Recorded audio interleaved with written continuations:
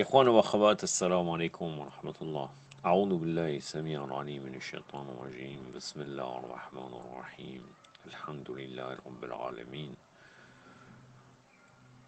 وبه نستعين وصلى الله على محمد وعلى الطاهرين وعلى الله عليهم أجمعين من الآن إلى قيام يوم الدين آمين رب العالمين. Les 14 infaillibles, 37e partie. Inch'Allah, demain ou après-demain, j'aurai fini le livre, car je ferai 2 parties sur l'imam, et après c'est terminé, Inch'Allah. Donc je vais commencer. Donc lui, il a écrit Imam Muhammad ibn Hassan el-Mahdi, Ali Samad Jafaraja. Bon, après ça, on pourrait discuter, car il y a des hadiths qui nous interdisent de dire son nom. Et on devrait dire que sa kunya ou bien ses titres, mais après nos ulama spécialistes disent que c'était en période de petite occultation et que maintenant ça serait éventuellement autorisé, voire déconseillé. Mais moi, par précaution, je ne cite jamais son prénom. Je vais livre et je vais pas me bloquer sur ça. À chaque fois qu'il dirait Mohammed ibn Hassan el-Mahdi, vu que c'est pas une interdiction totale pour beaucoup, je vais citer comme il écrit, Inch'Allah. Je commence. Imam Mohammed ibn Hassan el-Mahdi, Ajiyallah Faraja, est né le 15 Charban de l'an 255 après l'Hégire. Il est vénéré par beaucoup comme le Messie de la religion de l'islam. Messie, malgré que Messie c'est loin, c'est Aïssa ibn Maryam. Donc le terme Messie, généralement, même pour nous en islam, il s'applique à Aïssa. Aïssa ibn Maryam, alayhi wa afdal salat ala Muhammad wa ali Muhammad. Donc l'imam Mahdi et le Messie, c'est deux choses différentes théoriquement. Sa vie doit être étudiée en profondeur car il est le sauveur attendu de la religion, celui qui fera régner la justice et qui mettra fin à toute forme d'oppression. Et en effet, toute forme de cruauté et de tyrannie. La discussion concernant l'imam est vitale et touche à chacun d'entre nous. C'est une discussion dont on peut tirer plusieurs leçons et plusieurs exemples et principes peuvent être obtenus, qu'ils soient d'ordre théologique, éthique ou jurisprudentiel. Le Mehdi, un concept universel. La discussion à propos du Mehdi est un fondement historique, mais une portée contemporaine du fait que toutes les religions du monde d'aujourd'hui croient à la venue du Mehdi ou le sauveur attendu.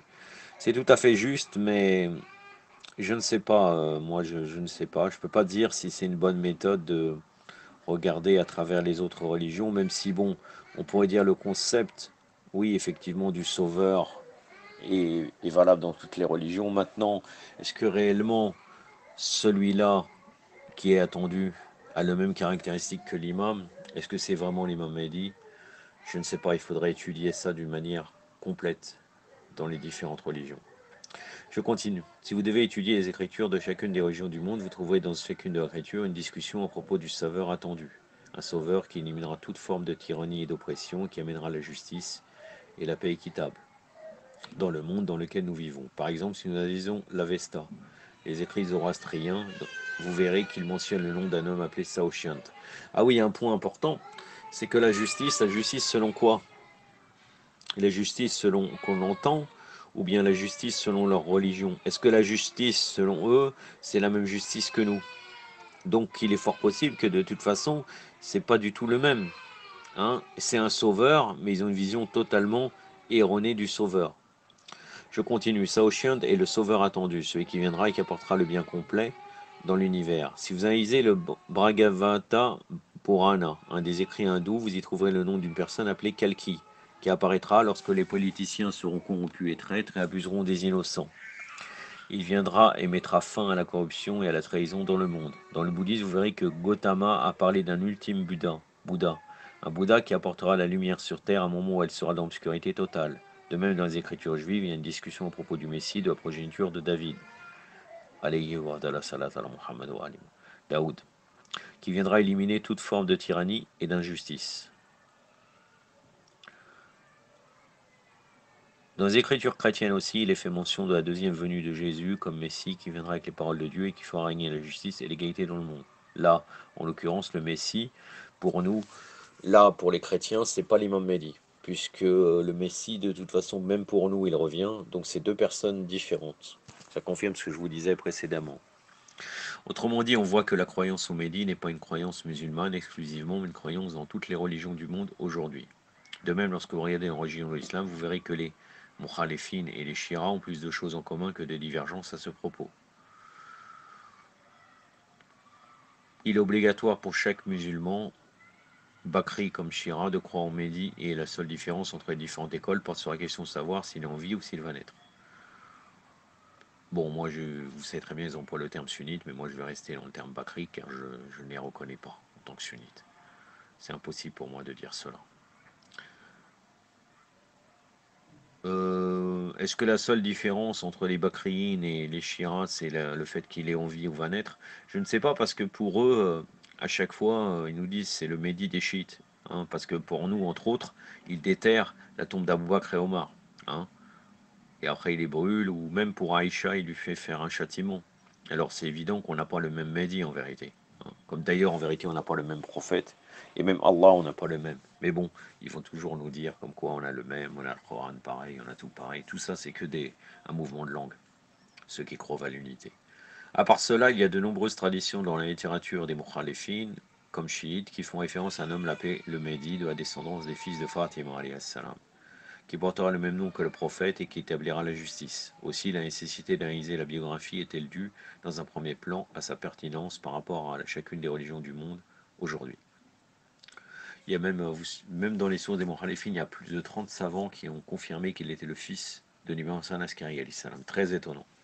Très très étonnant que malgré ça, ils ne croient pas. Ils croient quand même qu'il va naître. Si c'est pas du fanatisme, ça, je sais pas qu'est-ce que c'est. Puisque le fils de Hassan Askari, il n'aurait pas pu vivre autant d'années. Hein, plusieurs siècles.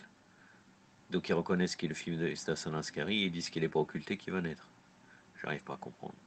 Encore une fois, quand la raison, quand le Bakri rentre quelque part, la raison s'en va en fait. C'est clair, c'est clair et net. Dans un second plan, le célèbre phrase que nous attribuons au prophète Mohammed sallallahu alayhi wa sallam, quiconque meurt sans avoir connu l'imam de son temps, meurt de la mort d'un ignorant. Donc tous les musulmans ont cette croyance qu'il est nécessaire de connaître l'imam de notre temps et qu'il est nécessaire de comprendre sa biographie. Par conséquent, beaucoup de questions sont soulevées concernant l'imam aujourd'hui. Certaines sont les suivantes. À combien de gens est-ce que l'imam Hassan Askari alayhi salam a parlé d'imam Mahdi? Quelle est l'origine de la mère d'imam al-Mahdi alayhi salam? Est-ce que l'imam Mahdi était avec ses parents les premières années de sa vie ou pas? Quel était l'intérêt d'une occultation mineure et qui étaient ses représentants? Quelle était la philosophie sous-jacente à l'occultation majeure? Quels sont les signes de sa réparation? Telles sont toutes les questions posées de nos jours. Il y a des éléments au sein de nos communautés aujourd'hui qui commencent à remettre en question la position de l'imam, mais cela permet la libre pensée. Il n'y a aucun mal à laisser les gens venir discuter des choses avec des preuves et des textes afin que nous puissions prendre connaissance de la biographie de l'imam de notre temps. Il n'y a pas de problème. Les gens qui doutent, il n'y a pas de problème. L'essentiel, qui n'égare pas les gens. C'est-à-dire, ils doutent et nous débattons. Il n'y a aucun souci, même l'imam Sadiq discute avec des zenders, des apostats, et des gens qui rejetaient Allah, c'est pas des apostats parce que sinon c'est autre chose, au sein de Majid al-Haram. Donc ils peuvent venir, ils discutent, mais il ne faut pas bien sûr qu'ils insultent les autres croyances des autres. C'est-à-dire qu'ils se moquent ou quoi que ce soit d'une croyance que nous, on représente la vérité. C'est pas comme par exemple on se moque éventuellement de la connexion, de la croyance des Bakriyin puisqu'ils sont dans le faux. Hein, c'est un moyen de les ramener à la vérité. Là, tu peux pas, sous prétexte que tu ne crois pas à l'imam Mehdi, tu te moques de l'imam Mehdi, tu viens dans une mosquée ou dans une océanie chiite. Ça, c'est pas possible. Dans ce cas, on va pas discuter. Soit tu ramènes tes arguments en disant peut-être qu'il est pas né, peut-être ci, peut-être ça, en débattant avec un bon comportement, bien sûr. Et nous aussi, c'est valable, on doit respecter sa croyance et on essaye, pas respecter, mais la tolérer et discuter avec lui d'une manière correcte. Circonstances et controverses concernant sa naissance. Lorsqu'on traite de la vie de Mohammed ibn Hassan al-Mahdi, nous débutons avec sa naissance le 15 Charban de l'an 255 après l'Hégire. La question qui se pose est alors quelle était la situation lorsqu'il vit le jour? Comme nous savons si bien, son père, notre 11e imam, avait environ 22 ans lorsqu'il reçut l'imama. Il y avait deux groupes de gens qui se préoccupaient d'identifier son successeur. Le premier groupe se composait évidemment de ceux qui allaient être ses propres adeptes, les gens de sa propre école, de la religion de l'islam et de l'école d'Al-Bayt, Ces gens avaient en leur possession des traditions qui stipulaient qu'il y avait 12 imams après le prophète, sallallahu alayhi wa alayhi, ou qu'il y aurait 12 califes après le prophète, sallallahu alayhi wa alayhi. Par exemple, dès l'époque de notre sixième imam, des gens comme Abu Saïd el-Asfari, Fadl ibn Shardan, un compagnon du 10e imam, en parlent dans leurs manuscrits. Du temps de notre 9e imam, Bukhari et Muslim le mentionnent dans le Sahih. Tous ont mentionné les noms des imams d'Ali Muhammad, ont donné le nombre de califes après le prophète ou décrit le Mehdi de la lignée du prophète.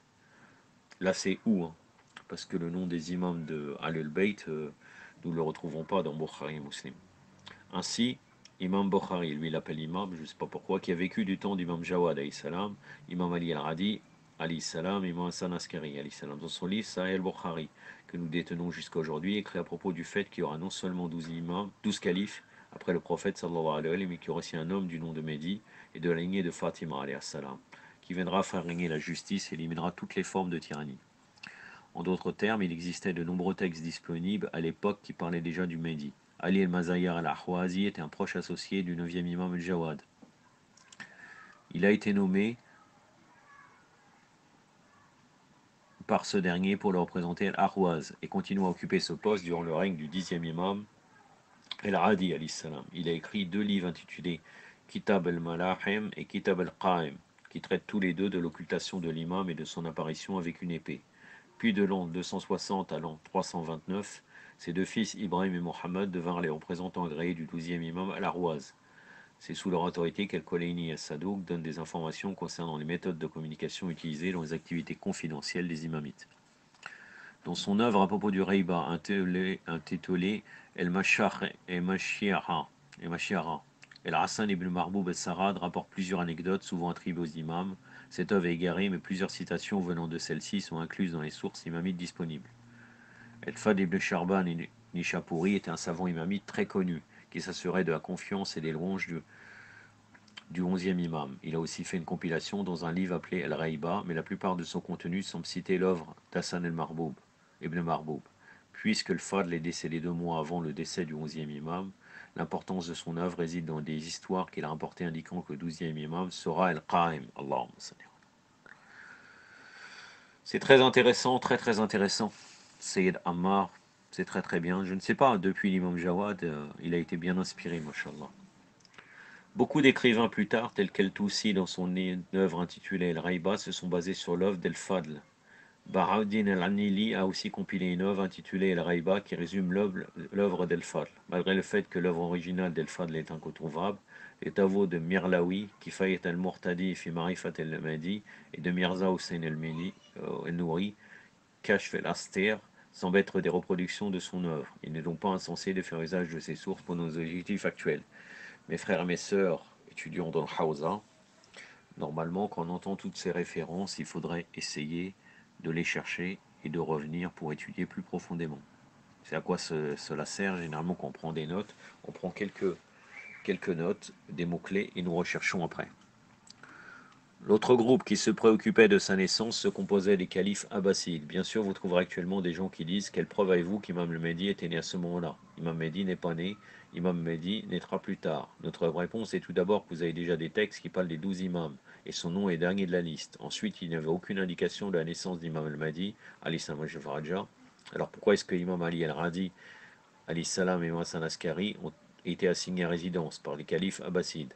Qu'avaient-ils tous les deux qui représentaient une telle menace pour les abbassides? De grandes armées avaient-ils 100 000 personnes flanquées à l'extérieur de leur maison? Si vous regardez leur vie, vous verrez qu'il y avait relativement peu d'adeptes qui avaient accès à eux. Donc si quelqu'un vous dit aujourd'hui, je ne crois pas qu'Imam el-Mehdi soit né, quelle preuve avez-vous? En plus des textes de Fadl ibn Shardan et de Abu Saïd al-Asfari, ou par exemple les textes qui mentionnent les imams, dites-leur, alors pourquoi est-ce que les califes abbassides restaient flanqués à l'extérieur de chez lui, dans l'attente qu'une des femmes de la maison donne naissance à un enfant? S'ils ne craignaient rien, alors pourquoi est-ce qu'Imam Ali al-Radi, Ali salam et Imam Hassan Askari étaient-ils assignés à résidence par le calife?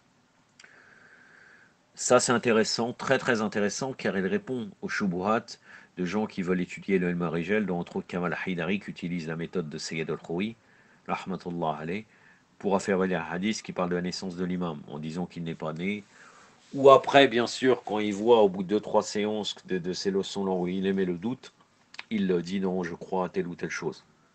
en fait, parce que tu crains, et d'ailleurs la déviation de Kamal Haïdari est claire, pour ceux qui cherchent bien et qui veulent et ne sont pas fanatiques, parce qu'il doute, il met le doute, mais comme il voit que ça va créer un trouble, il a ramené après la croyance de Mohamed Reda Mouzaffar ou les livres de croyance et il répète la même chose de ce qu'il a appris par cœur.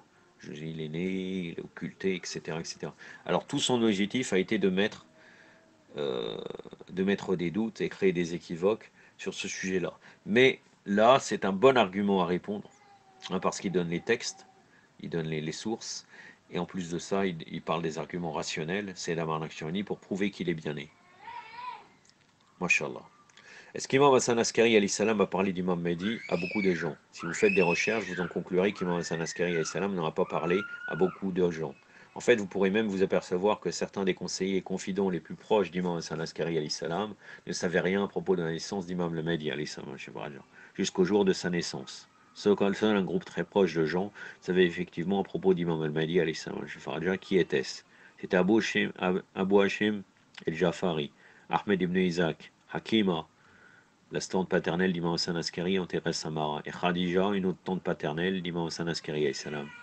De même, parmi les confidents proches, il y avait des gens comme Abu Adian. Mis à part cela, il semble improbable qu'Imam Hassan Askari ait parlé à beaucoup de gens d'Imam Mehdi.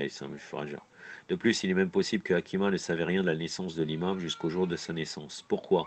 Car Imam Hassan Askari devait être très prudent quand Aki savait précisément quelque chose de son fils.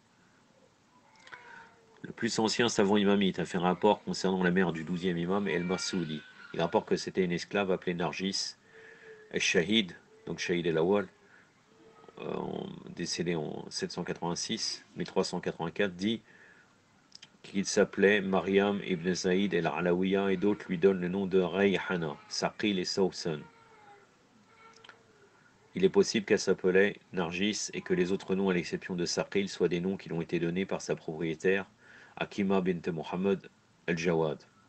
Les gens à cette époque avaient l'habitude d'appeler leurs filles esclaves de différents noms, comme forme de flatterie, et Nargis, Rayhana et Sawsan sont tous des noms de fleurs.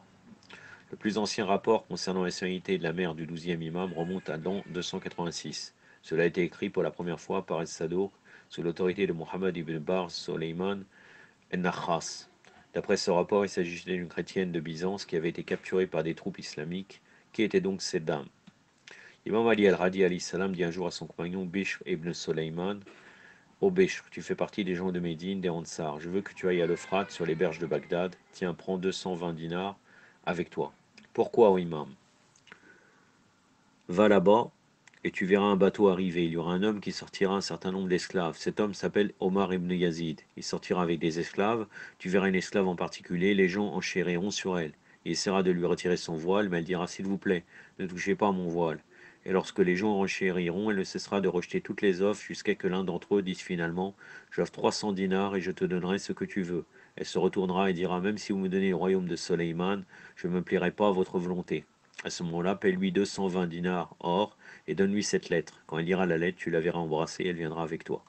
Biche raconte: J'y allais et les enchères débutèrent. Je lui donnai la lettre, elle l'embrassa et elle vint avec moi. Elle se mit à parler en arabe et me raconter toute son histoire. Elle dit: Je vais vous raconter mon histoire. Je m'appelais Malika, je suis la fille de César de Rome. Mon père voulait me marier à mon cousin. Il a invité plus d'un millier de dignitaires, de prêtres et toutes les personnalités saintes. Le jour de notre mariage, il y eut un tonnerre comme si le bâtiment tremblait. Le mariage a été reporté. Le jour où nous allions nous marier à nouveau, il y eut un tremblement dans le bâtiment à nouveau, et le mariage a été reporté. Mon père était inquiet. Pourquoi est-ce que ce mauvais présage nous arrivait dessus? Après tout cela, j'ai vu le prophète Jésus, alayhi salam, avec tous ses compagnons se diriger vers le prophète Mohammed sallallahu alayhi wa alayhi, et tous ses fils, alayhi salam. Le prophète Mohammed dit à Jésus: Nous voulons te demander la main de ta fille pour notre fils Hassan Askari alayhi salam. Le prophète Jésus répondit: C'est un honneur pour nous.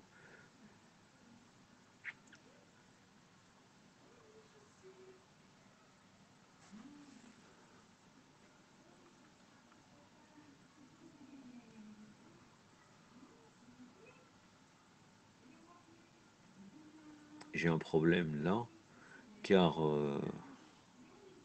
il est dit que sa fille.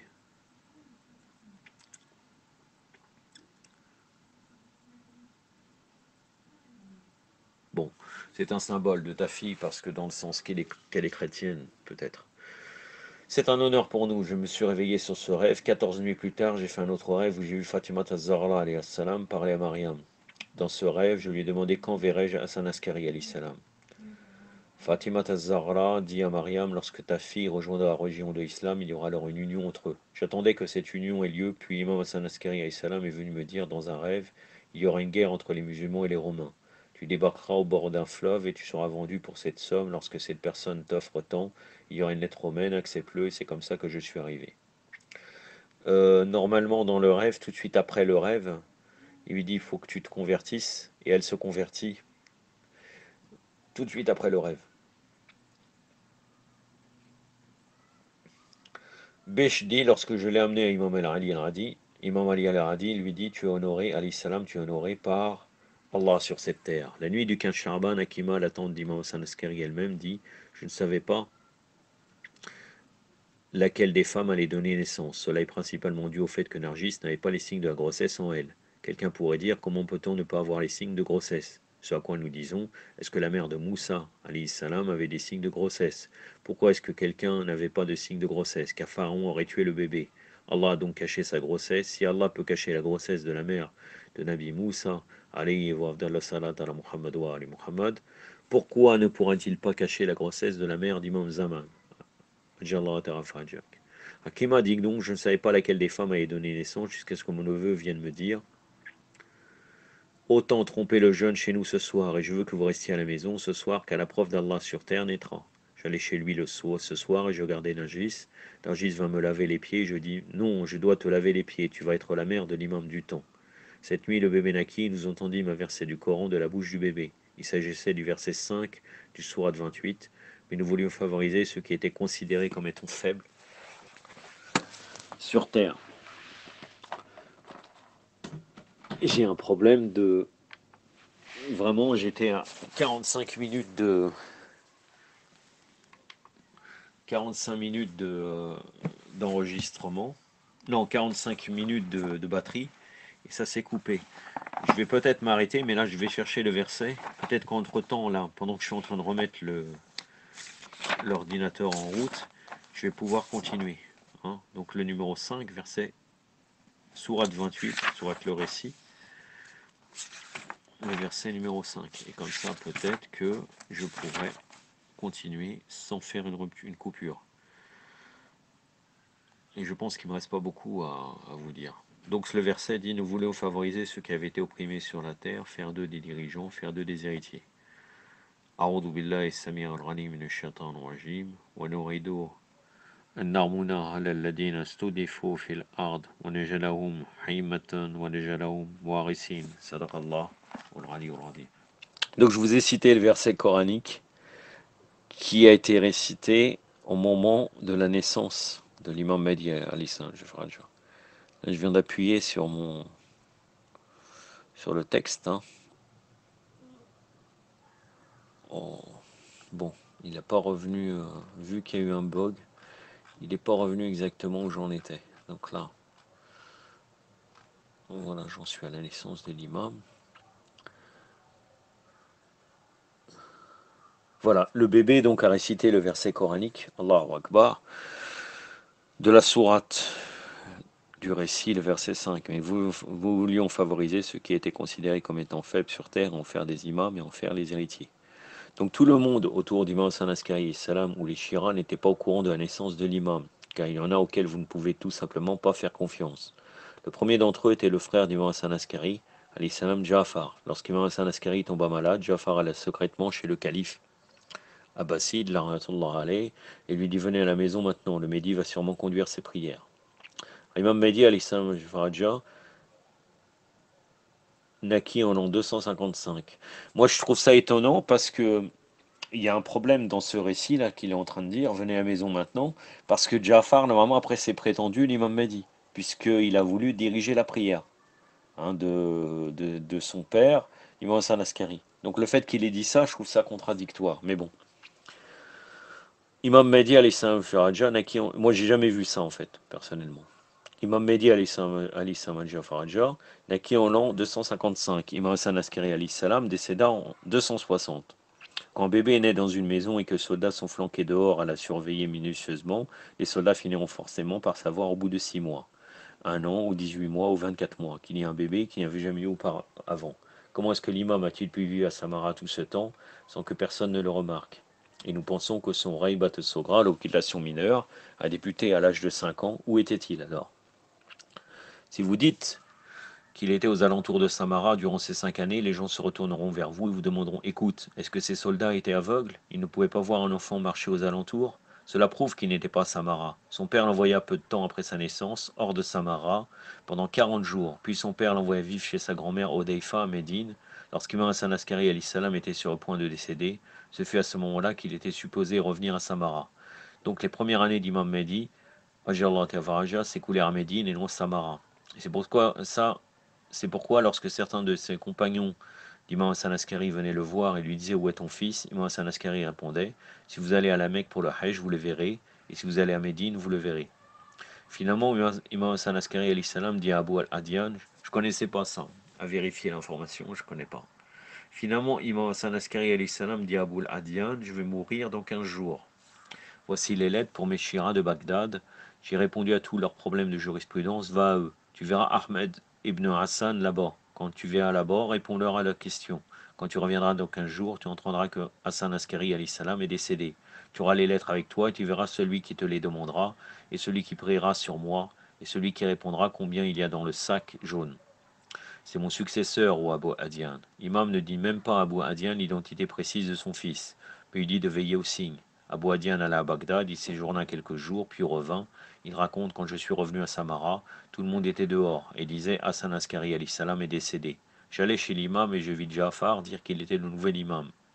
Il était sur point de commencer la prière quand quelqu'un vint et le poussa en disant: J'ai plus de droit de mener cette prière. Si Imam Zaman vivait à Samara toutes ces années, est-ce que les gens seraient confus quant à son identité? Au contraire, ils seraient confus si quelqu'un venait de manière fortuite de Médine et conduisait les prières.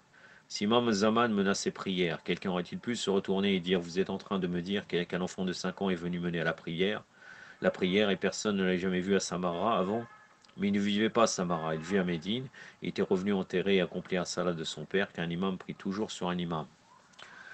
Donc lorsque l'imam vint, Ja'far était déconcerté. Qui était cette personne? Si l'imam vivait à Samara, est-ce que Ja'far aurait été surpris? Tout le monde s'installait en rangée pour prier, personne ne souciait de qui conduisait. Ils essayaient d'arriver à temps pour les prières. Juste à ce moment-là, l'imam s'approcha d'Abou al-Adian et Abou al-Adian raconte: J'étais juste debout. Là, ce garçon de 5 ans vint me voir et me dit: Oh Abou Adian, donne-moi les lettres. Abou Adian les lui remit, car il se souvenait qu'Imam Hassan Askari alayhi salam lui avait dit qu'il aura 3 signes. Il y aura quelqu'un qui lui demandera les lettres et qui conduira les prières. Mais avant que le troisième signe ne se manifeste, Ja'far se mit à avoir des soupçons et se rendit chez le calife abbasside. Dépêchez-vous, le Mehdi est là, venez vite. Donc là, je ne sais pas, je peux pas vous dire. Franchement, j'ai un manque de connaissances sur ça. Est-ce qu'il était à Médine? Est-ce qu'il était à la Mecque? Je n'ai aucune idée de ça. Hein. Euh, Est-ce que c'est pas possible aussi que d'une manière, bon, en même temps, il n'était pas dans le Raïva, qu'il soit caché dans la maison? Je ne sais pas. C'est vrai que s'il n'est pas occulté, il aurait très bien pu être trouvé, ça c'est sûr et certain. Et là, finalement, Ja'far, c'est au moment où l'imam va diriger la prière qu'il dit qu'il appelle le calife abbasside. Donc là, ça se tient par rapport à ce qu'on disait. Le juge suprême de Samara vint et tous les autres arrivèrent. Alors qu'ils rentrèrent, une personne de Qom vint aussi et dit: Où est l'Askari? Il est décédé, dit Ja'far. Très bien, dirent les gens de Qom. Nous avons mon temps de Chromos à lui remettre. Combien y en a-t-il si vous êtes vraiment imam? Quoi, pensez-vous que je sais ce qui n'est pas visible, dit Ja'far? Puis une personne vint et leur dit 1010 dinars. Bon, si vous regardez dans l'histoire de l'imam Hassan Askari alayhi salam, il avait dit que il y a une contradiction parce qu'il avait dit que Ja'far avait cité un prix. Il avait cité, là maintenant c'est plus le cas. Il dit qu'il sait pas. Donc faudrait vérifier. Apparemment il y a plusieurs versions, ou bien c'est Sayyid Amar Nakshawani qui confond. Parce que dans le discours de l'imam Hassan Askari alayhi salam, il avait cité un prix. J'ai oublié combien, mais il avait donné un.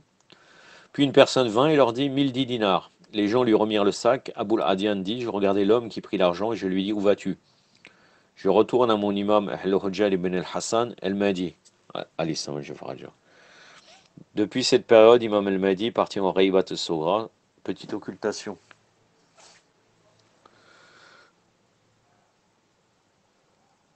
En d'autres termes, il y a malentendu concernant les 5 premières années de la vie de l'imam Mahdi dans la communauté, cela demande des éclaircissements. Beaucoup se demandent comment tout cela a eu lieu. La prochaine fois, je vous parlais de Raybat al-Sogra.